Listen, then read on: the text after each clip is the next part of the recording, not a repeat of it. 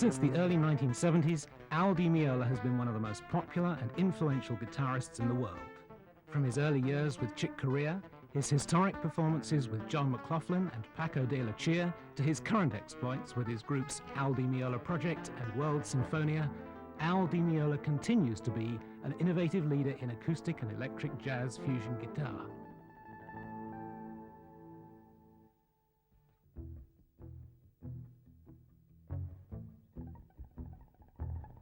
In this video, we'll meet Al and get a close-up look into his playing style and technique, along with personal thoughts on improvising, learning, and practicing.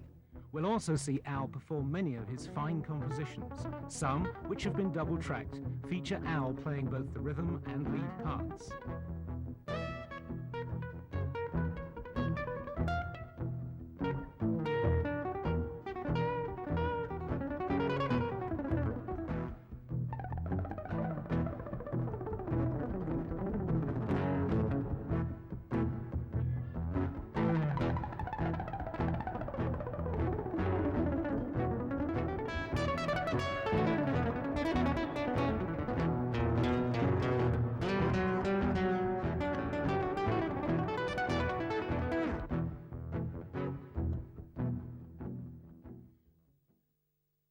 Hi, I'm Al Di Meola, and welcome to my video.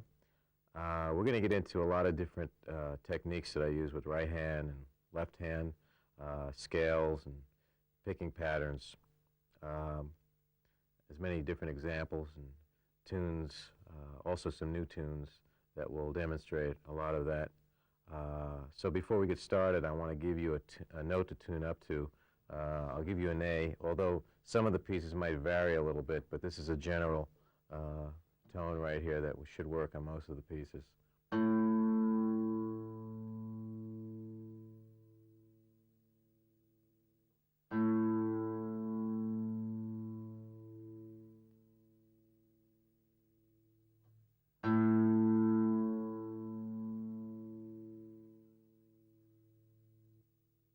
I started playing guitar in where I grew up in New Jersey, in my hometown.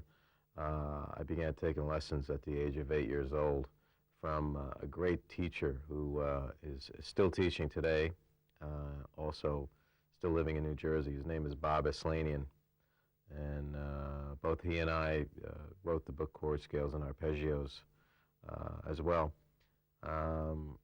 So it's been quite a while that I've been playing, and he was very much into jazz and the theory, the teaching of the theory of jazz in the very beginning. Although my heart wasn't quite there yet at that age, I got a good foundation and early basic training and theory and sight reading from him. I continued on with him for several years, and of course I learned a lot on my own just from listening to a lot of music records and going to concerts later on. I then went to Berklee School of Music in Boston, which was very inspiring at the time. There were, in and around the school, there were a lot of jazz clubs, and I would just check everybody out, a lot of jam sessions, keeping my ears open to a lot of new ideas. And I got a lot out of that before I got the gig with Chick Corea, and then everything happened from there.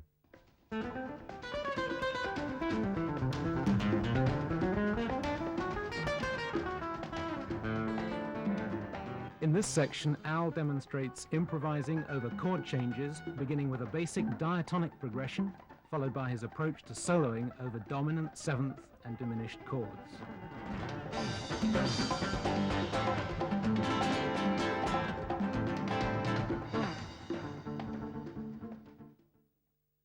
In a simplified chord scale, such as a C major 7, progressing to a D minor 7, to an E minor 7, to an F major 7, G7, A minor, B minor 7, flat 5, back to the C major 7. In this case, the C major scale will relate to all. My choice would be to play on each chord, but I'm going to give you an example of playing both ways and show you the difference. First, we'll start by hearing each chord, and I'll play only in the C major scale, so playing no sharps and flats, but thinking of mainly a C scale, and then we'll show the other example after that. So let's begin with that first.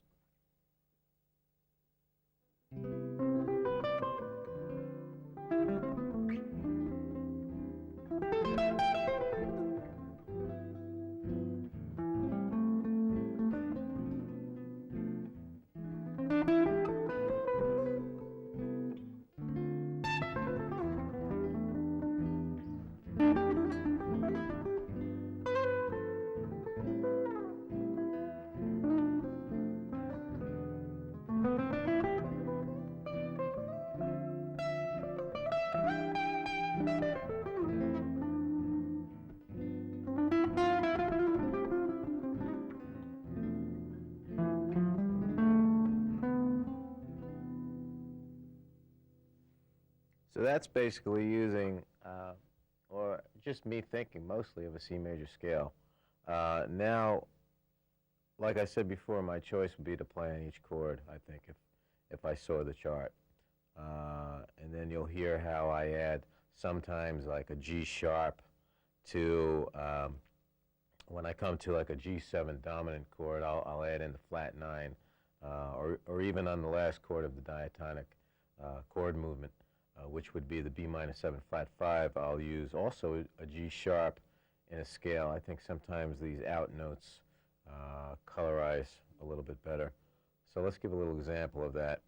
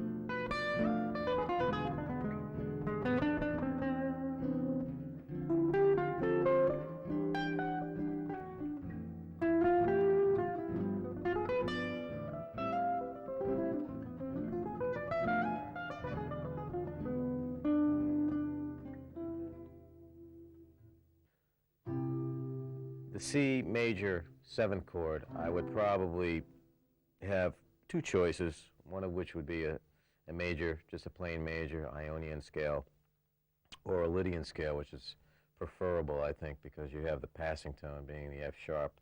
So more often when you see a major 7 chord, I think a Lydian scale may work, depending on the melody.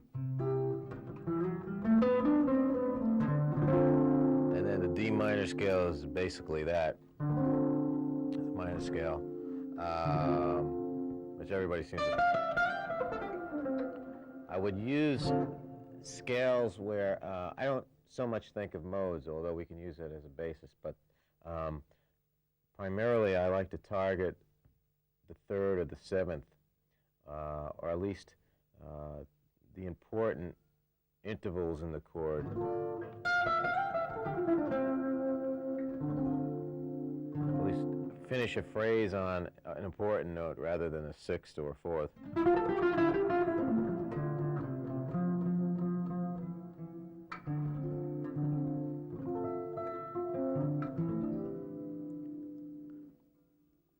Now, the same thing for the E minor. We'll just use a minor scale for that. Now, sometimes on an E minor 7th or any kind of minor chord, I'll play a major 7 in the improvisation.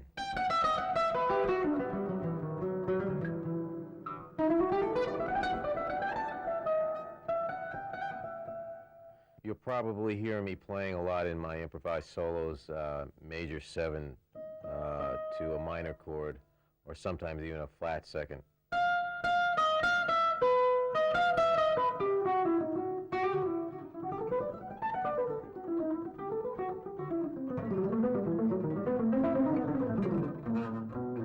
Right, something like that. A like these inharmonic sounds.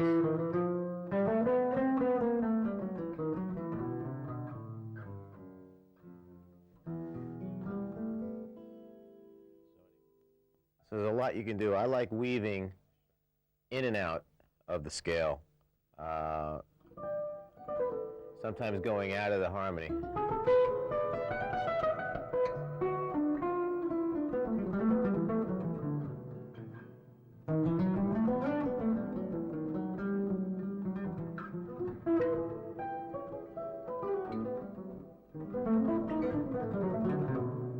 Things like that.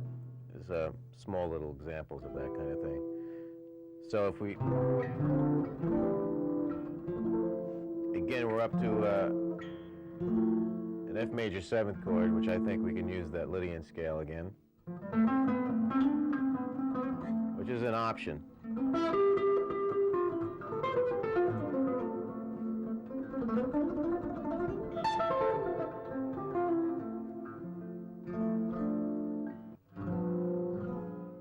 Next chord would be like a G7 dominant, which when I see a chord like this, I usually add in a sharp 5.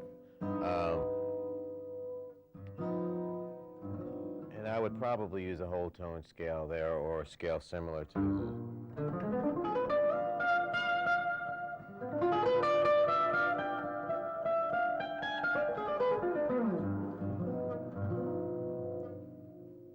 And then the next degree would be a minor chord again.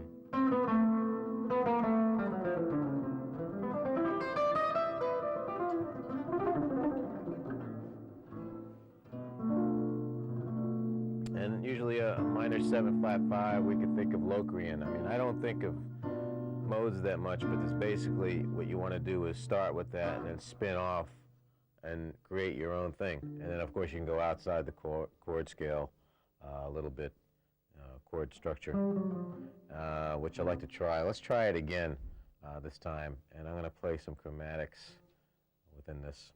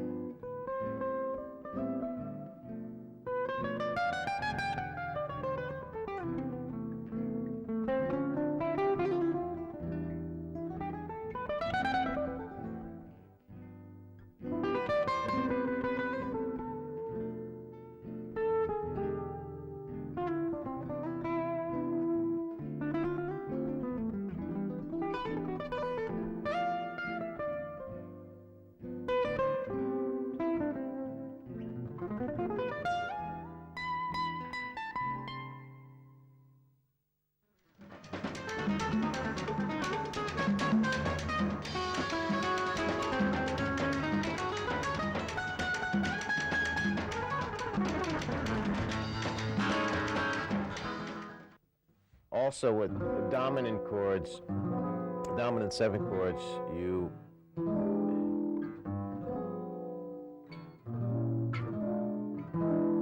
have diminished chords that relate to the same chord.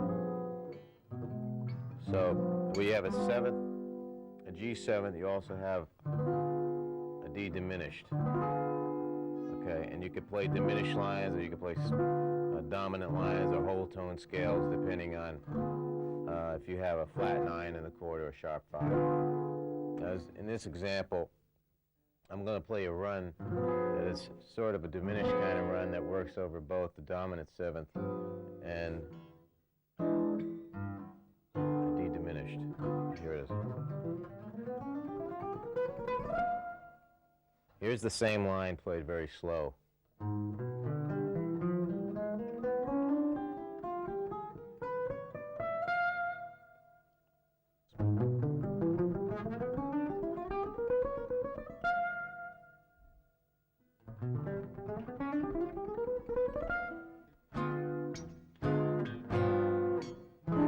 Also works over E7 with a sharp 9, or just E7, or with a flat 9. It's your choice. Same with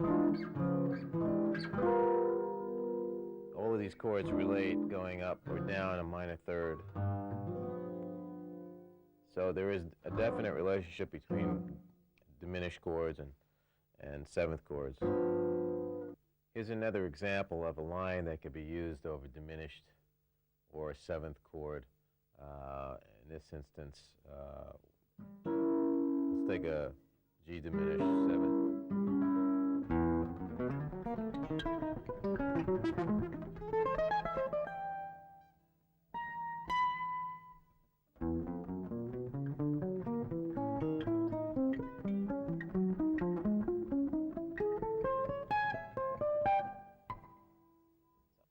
There's a lot of experimenting that I do when I'm improvising. A lot of it's, you know, how I feel at the given moment. So sometimes I don't know exactly where I'm going, but that's where hopefully magic will happen in your improvised solo.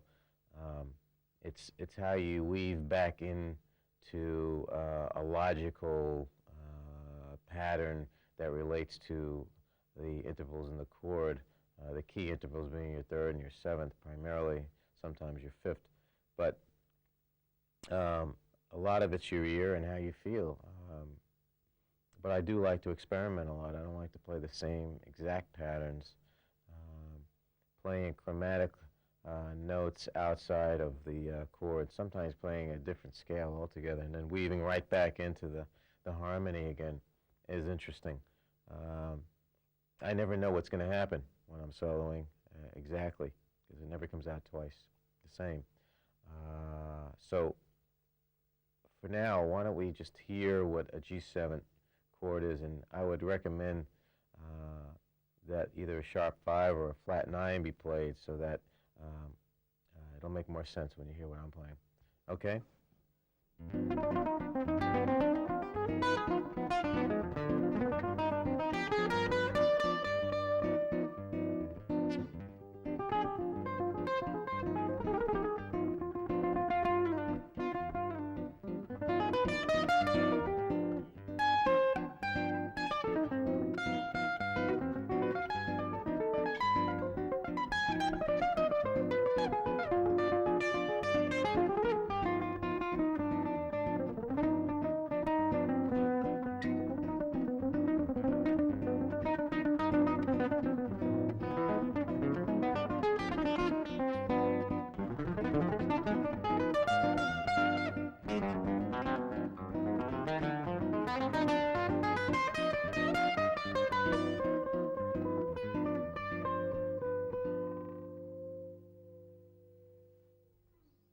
So that's a little bit on the G7.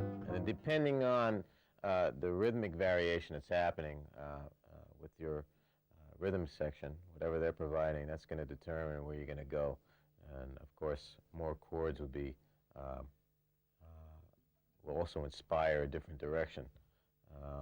But I think when you're vamping on one chord, which is the case in a lot of forms of music, you have a long series of bars where you have to try to do something interesting.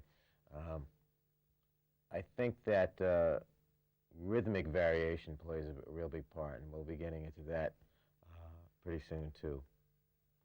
Here's a little vamp now that comprises starting with a minor chord, going to a diminished chord. Third chord would be like a major 7, and then to a dominant 7, sharp 9. So it goes through different types of scales, and I'll show what I play over this sequence. 2, 3.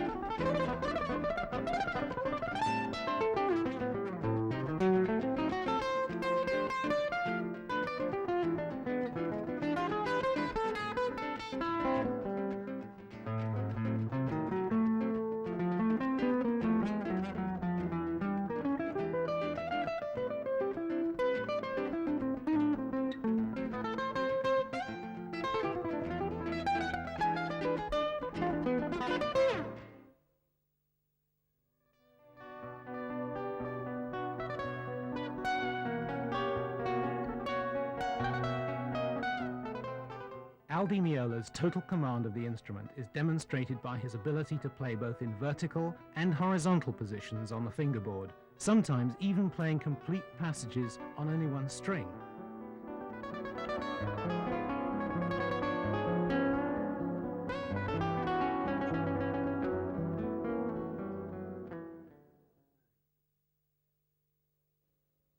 This is an example of how I would try to break the habit of playing in positions. And this is just an exercise of playing on one string at a time. So if I were to pick, say, like a G minor chord right now, I would play on the E string as melodically as I could in a G minor scale to learn the whole neck. Get used to playing the whole neck. It sort of gets you out of the habit of playing in positions. So let's try a little bit like that.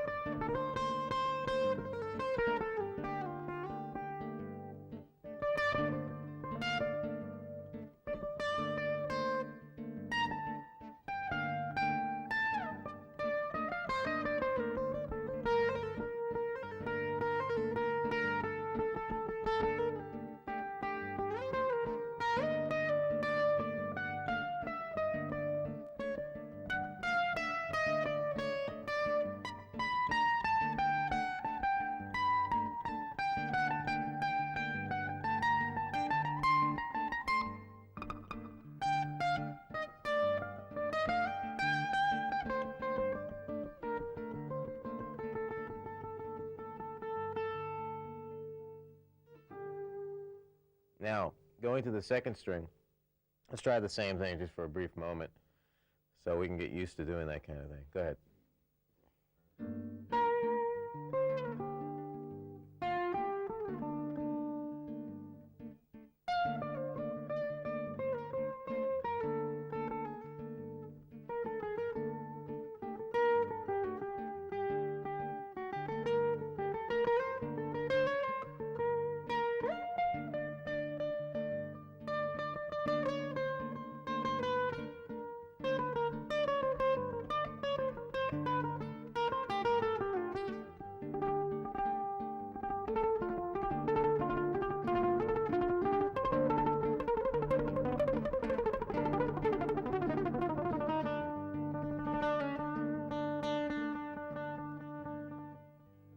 Anyway, there's a lot that you can do even on one string, and hopefully when you practice something like that, it'll get you out of the habit of playing in positions.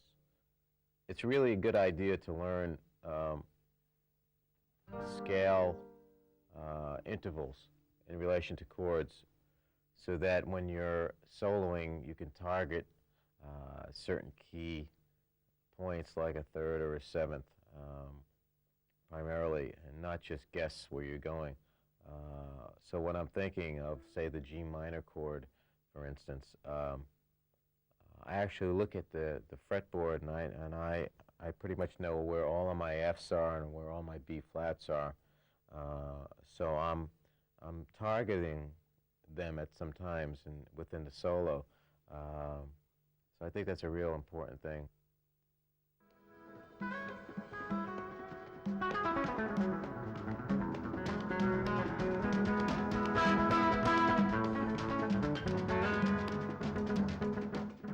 Aldi Meola has long been admired by guitarists for his tremendous right-hand picking technique.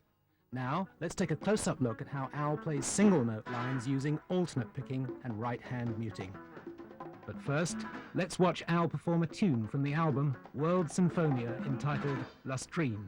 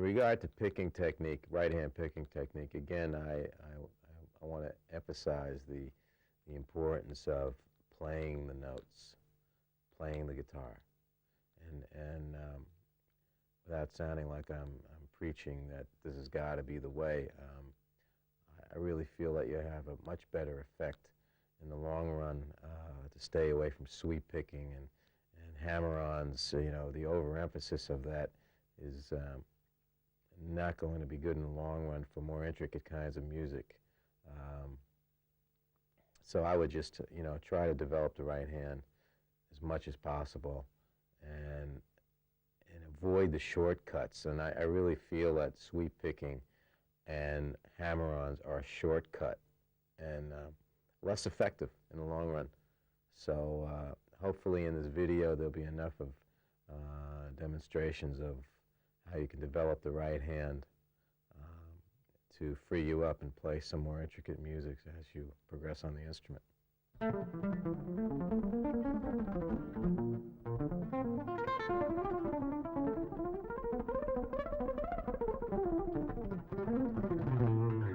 Okay, now that kind of thing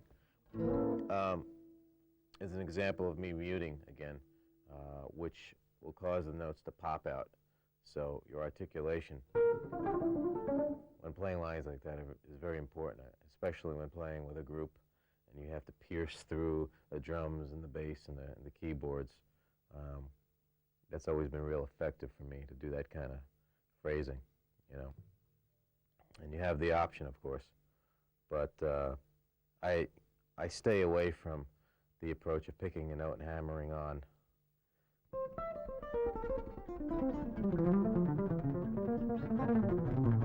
I prefer to pick notes.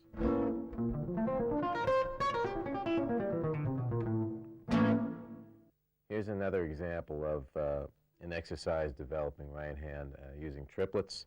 And again, we'll take the triplets down in tempo, so we'll lower the quarter note as much as possible, and then I'm going to speed up the quarter note and maybe come back down again. Now, the thing to achieve here is evenness.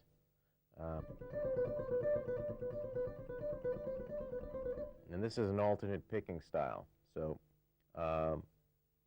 we have to get used to doing that kind of thing. Here I'm accenting the one.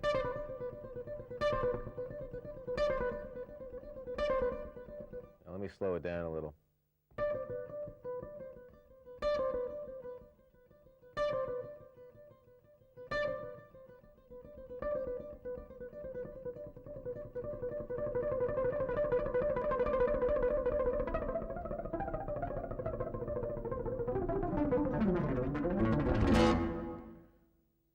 Anyway, that's what you want to try to achieve, and to start slow, obviously. Again, the right hand, very important. No movement from the elbow. Movements in the wrist, okay? If you develop another way of doing it, you probably will not get as much fluidity. I have never seen anybody play like this, you know, and be able to do that same kind of thing as fluid. So it's important to concentrate more on the wrist action. Alternate picking is preferable, unless you're playing phrases that are somewhat like this. It's impossible to use an alternate picking style there because it would be awkward to go up, down, up.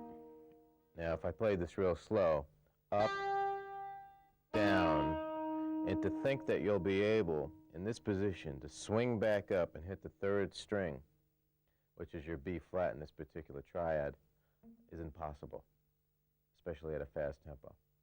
So you want to be able to play passages that require you to play first string, second string, third string in succession, up, up, down, up, up, down, up, up, down. And that's a picking exercise in itself. It's a very difficult thing to do for guitar players.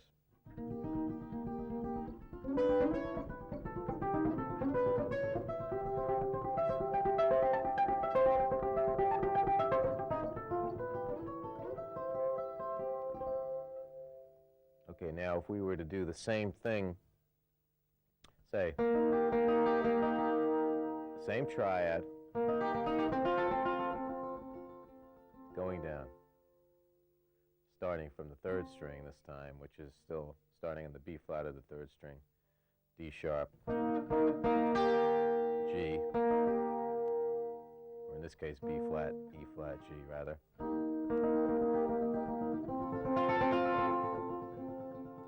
You want to go down, down, up, down, down, up, down, down, up. So there are times when alternate picking doesn't work as a down, up kind of motion.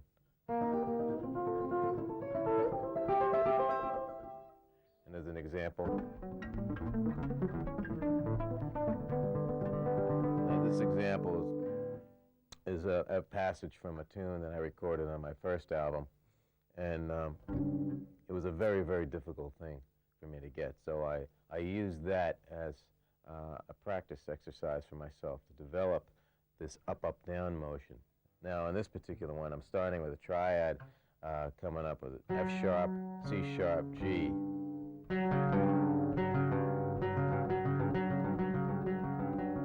If you could just try this real slow, this is an exercise. Up, up, down, up, up, down, up, up, down. Now, if you do this long enough, about this long, you'll notice your hand will probably tighten up right about here.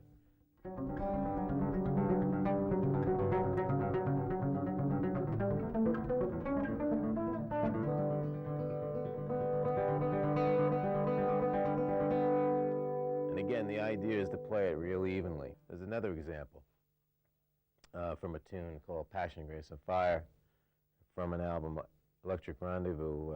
It's a duet that I play with Paco de Lucia.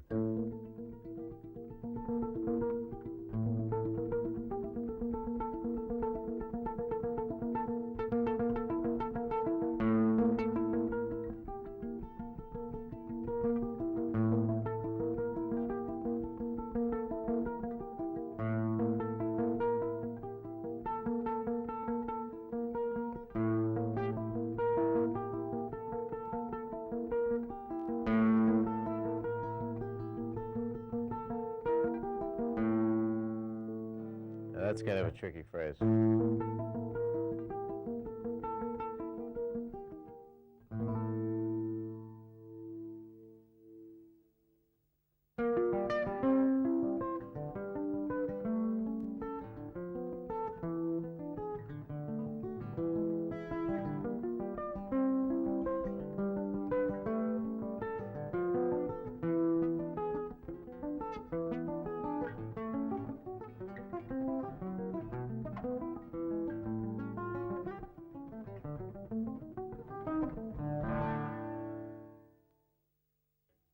Here's an example of downstrokes on chords, all downstroke.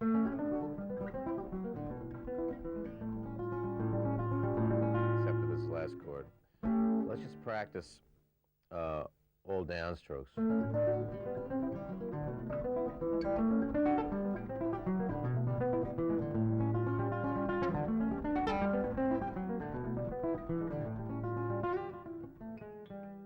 Now let's take it a lot slower so we can get it together.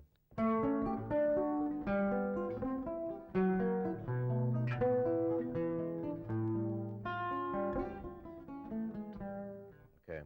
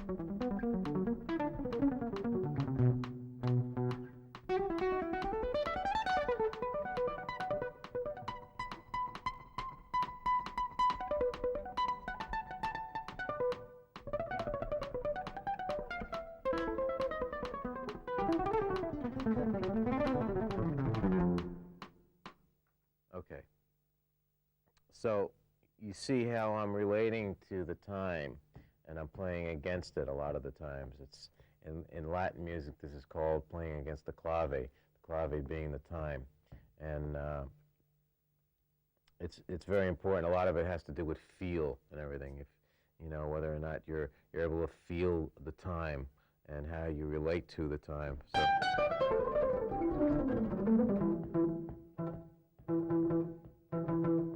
Okay, a lot of that feeling when playing these kind of rhythms is an up feeling. It's not a down. I'm not feeling down beats. I'm feeling up beats. Okay, that's just a general concept. You might not be able to grasp it at first. But I want to try some of the same kind of scalar lines at a slower tempo. So let's take it down about half that, and I'll try some things related to what I just did.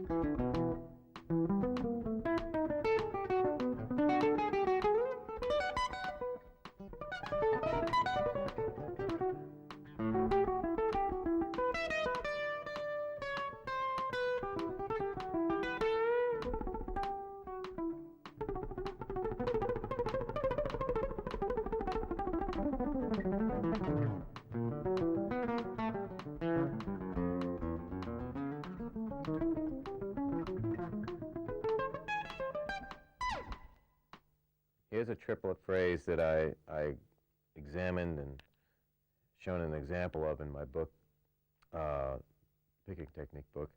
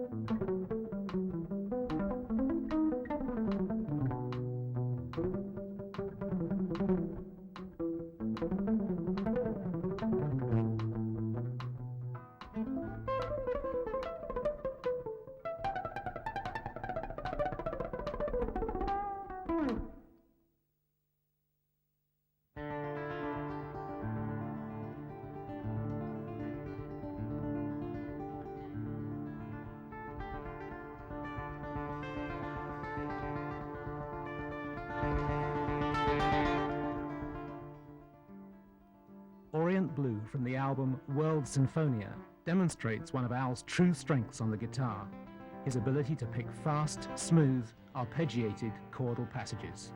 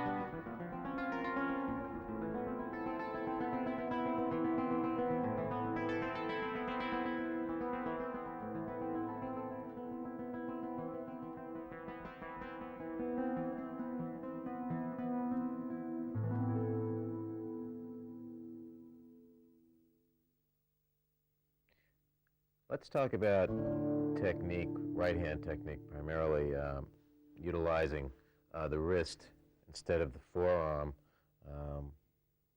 trying to get as much movement happening in this area.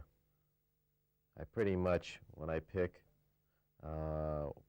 most of the time I have my palm rested on the bridge, which is important, and I get this kind of motion happening. I don't pick like this. I don't recommend it, this being a good way to develop or even get used to doing that, because then it's hard to break the habit. But try to get that wrist action happening as much as possible. So in this example, which is an excerpt from Orient Blue, a piece that I played already, this will be played a lot slower using this kind of movement.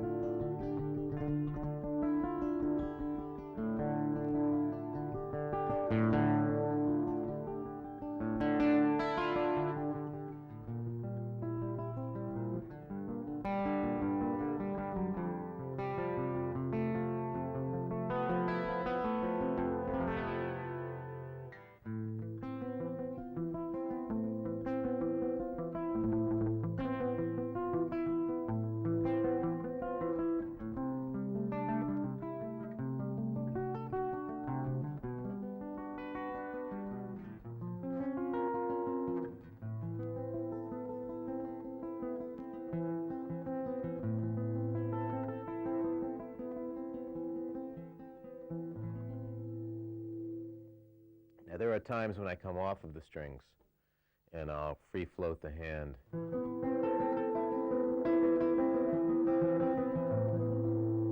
Which is more for the reason of getting a fatter sound when you move away from the bridge. But this is an exercise in itself.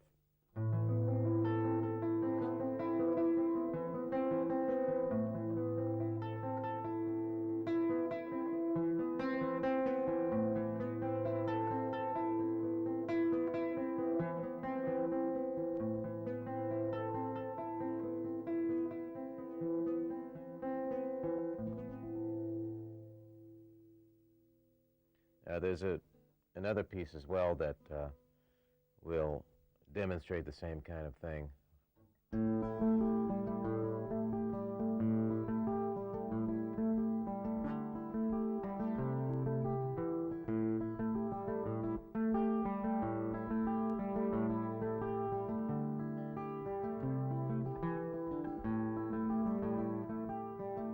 Just this little exercise here, without even changing to the next chord, is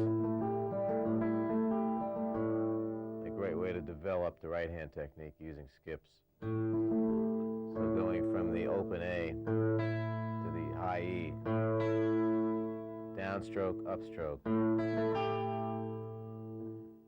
down, up, up. See if we can get that happening.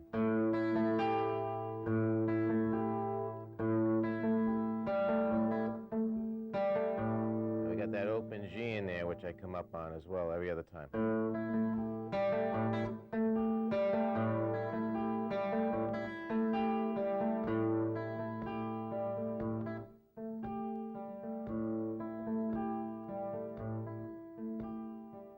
It's very important to know where your quarter note is at all times. So I've got the quarter note slowed down to this tempo.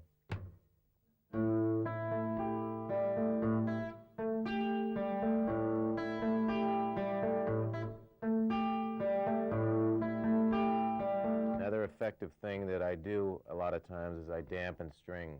And that's where the palm lying on the bridge is going to become, you know, important ingredient in having that happen.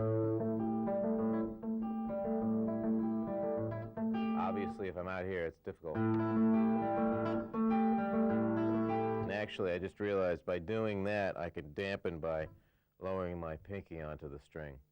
But this is more effective in having the notes pop out, which is important for articulation. And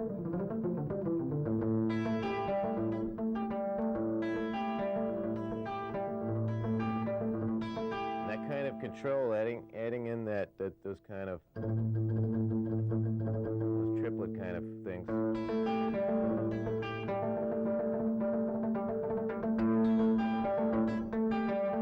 Here's your quarter note right here. Much more control by anchoring your palm on the bridge if you want to do those kind of rhythms.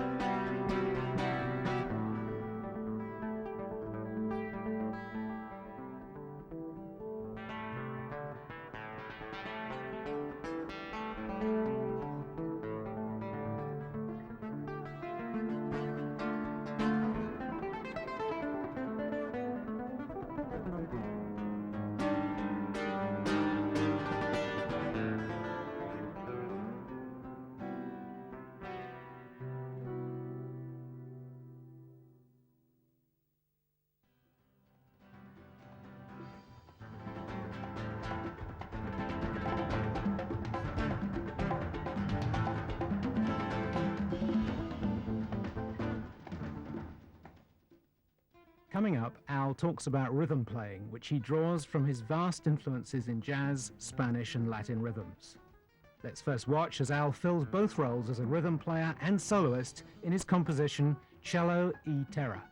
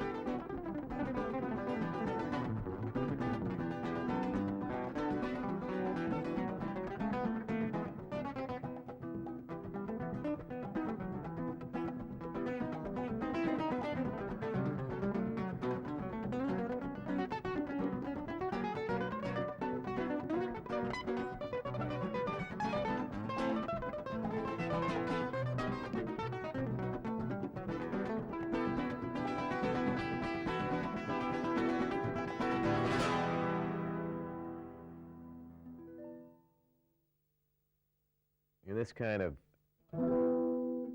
rhythm playing, it's important to point out what I'm doing here. I think a lot of times I use my upstrokes muted.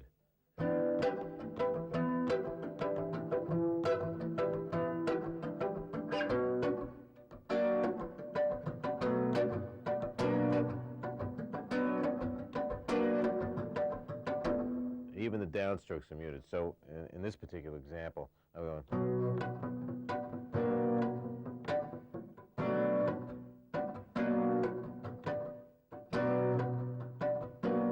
Obviously, the muting is not happening on the right hand, it's happening on the left. So you have to become accustomed to releasing the strings.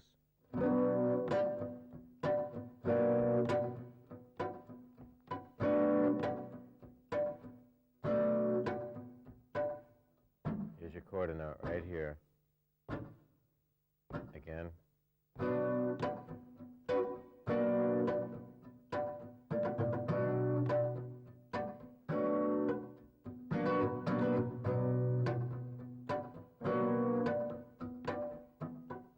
Of course, this hand has to get used to playing the rhythm.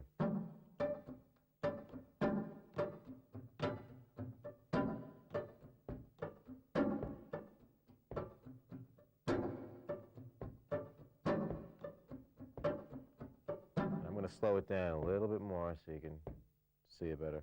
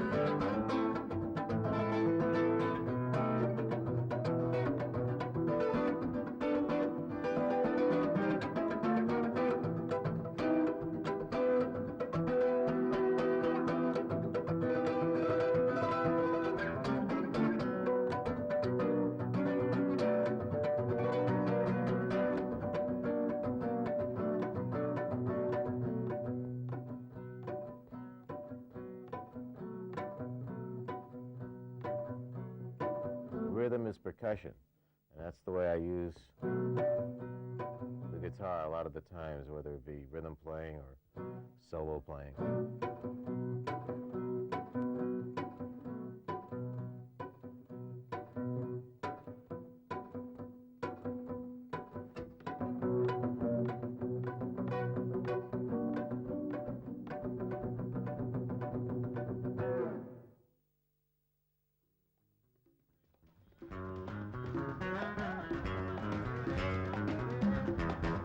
This is an example using double stops in a particular piece.